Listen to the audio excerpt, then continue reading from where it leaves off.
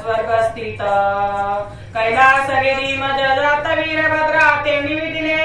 आता हे सगळे स्वर्गाच्या ठिकाणी निघाले आणि झालेले हकीकत आहे वीरभद्राला यक्षिने कोटी गण सांगितलं होतं तेवढ्या गेल्या आणि वीरभद्राला काय सांगतात मनती परमार्से करुणी हे महाराज शिवगणी राजेश्वर भद्रासनी वृत्तांते काळे। आता ही हकीकत सांगू लागले कारण एवढं सगळं आम्ही नाना प्रयत्न करून या कुणाला मच्छिंद्रनाथाला वीरभद्राला या यक्षिने बोलू लागलेले आहेत।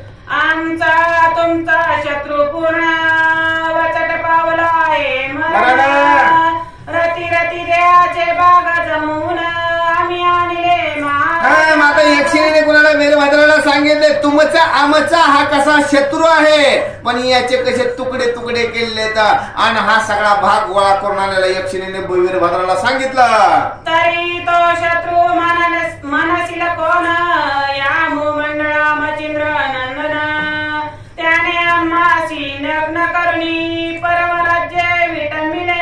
आता वीरभद्राला यक्षिणी सांगू लागलेला शत्रू म्हणाल तरी कोण हा मच्छिंद्र नंदन आहे आमची लय विटंबना आमचं सगळं ते सगळं काही नग्न अवस्थेमध्ये केलं होतं असं वीरभद्राला यक्षिणी सांगू लागलेले आहे। अष्टभैरव पाहुणी नरुणी विटंबिले दक्ष करुणी रुधिर पुर लोटुनी गावनी विगत काळावर आता आमचं तर आमचं केलं होतं पण ते आठ भैरवाचे एवढे बलाढ्य भैरव होते पण त्यांची सुद्धा विगत कळा केलेली त्यांची अवस्था या शत्रून या सगळ्या आपला कोण हा शत्रू आहे असे यक्षिणी वीरभद्राला सांगू लागलेले आहे। आणि तुम्हा सवे घेतले कटक माऊळी पर्वत देवनी देख वायू सूत करुणी अधिक।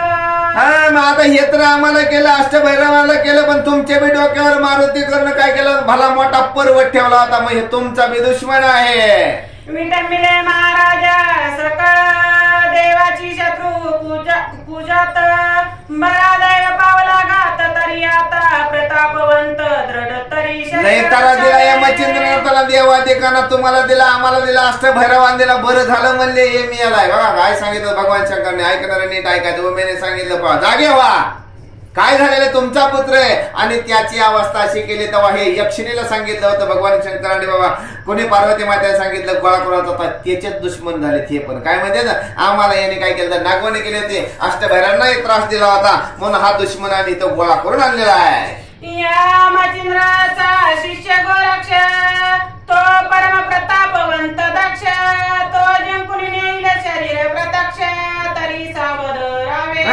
आता यक्षिणीने सांगितलं गेलंय कारण या मच्छिंद्रापेक्षा ज्ञानी किंवा सामर्थ्यवान कोण आहे गोरक्षनाथ आहे आणि तो जरी इथं आला त्याच्यासाठी याला सांभाळून ठेवा कारण याची विल्हेवाट लावायची तुमच्याकडे असे यक्षिणी त्या वीरभद्राला सांगू लागलेले आहे। सहज स्थिती ते दैवे करुण शत्रू पावला आहे मरण छळा वाचुनी सोडविले हर्ष करुण तुम्हा दैवाने दैव योग्य आपण वाचले आपला दुश्मन आपल्याला काहीच करावं लागले नाही कारण सहज घेती काय केलेले ते मरण पावला गेलेला आहे मग यांना आनंद झालाय कारण काय आम्हाला त्रास दिला होता असे हे यक्षिणी सांगू लागलेले आहे।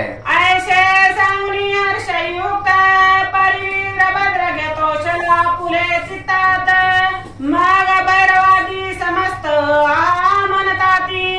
आता यक्षिणीने सांगितलं वीरभद्राने अंतकरणामध्ये विचार केला आणि त्या अष्टभैरवाला त्यांनी सुद्धा बोललं कारण का सगळ्याचा दुश्मन कोण झाला होता देव म्हणजे चांगलं कर्म केलं किंवा जे बिघडलंय त्याला जर नीट करायचं असं ते दुश्मन मानलं जाते असा हा वीरभद्र काय म्हणतोय माग 84 कोटी 72 लक्ष शिवगण प्रतापी बादक्ष मचिंद्र शरीर वेष्टुनी प्रत्यक्ष रक्षणार्थ बैसविले।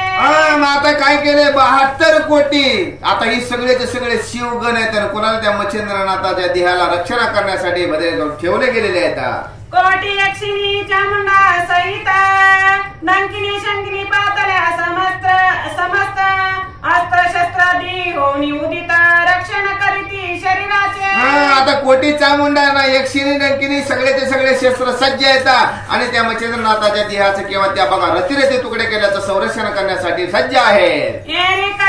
त्रिविक्रम देहात प्रतापशील तो मच्छिंद्रनाथ नित्य शिवालयात गुहाग्रहील रक्षित असे. हा मग आता इकडे तर काय तुकडे आता हे तर मच्छिंद्रनाथाला माहिती कारण हा आत्मा कोणाच्या त्रिविक्रम राजाच्या देहामध्ये आहे. कारण कुठलाच कानाचा कोच कोणाला त्या राजाला माहित नाही. कारण इकडे नित्य नियम चाललाय भगवान शंकराच्या मंदिराच्या गुहागारामध्ये जसं होतं तसंच लिपलेलं ते बघायचं आणि परत आपल्या कार्य करायला लागलेले आहेत. परी तो ठावा जैसा तैसा दिसून येती दृष्टीभासा मग स्वस्ती भोगी संपविलासा संपत्ती विलासा राजसनी बैसोनिया.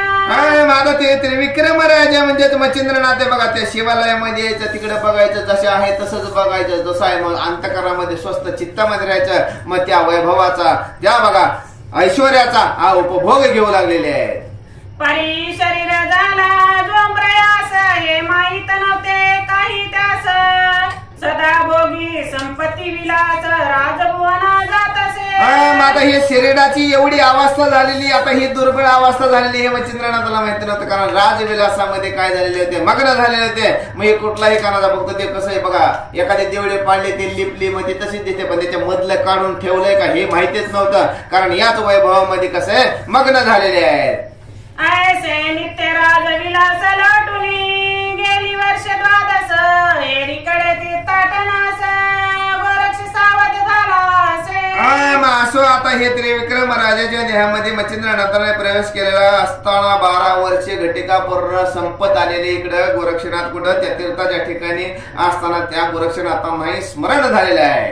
तरी तो गोरक्ष पुढील अध्यायी काही करीना तो प्रताप प्रवाही तरी स्वतःदान देही सिद्ध करा पुनरा. माझा ग्रंथकाराने सांगितलं तर पुढे काय पुढच्या अध्यायामध्ये अशी गोड कथा आहे.